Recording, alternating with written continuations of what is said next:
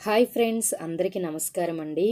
పూర్వం కృతయుగంలో దేవతలు రాక్షసులు అమృతం కోసం క్షీరసాగర మదనం చేసేటప్పుడు మందర పర్వతాన్ని క్షీరసాగరంలో వేసి వాసుకి అనే పామును చుట్టి దేవతలు రాక్షసులు క్షీరసాగర మదనం చేస్తూ ఉంటే ముందు క్షీరసాగరంలో లక్ష్మీదేవి పుట్టింది.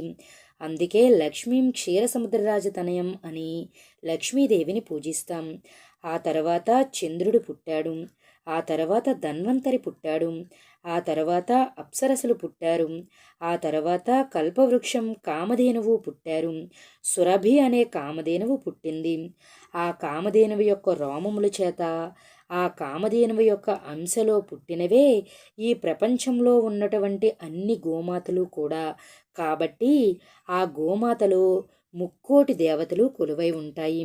ఫ్రెండ్స్, ఈ వీడియో మీకు నచ్చినట్లయితే తప్పకుండా లైక్ చేయండి. థ్యాంక్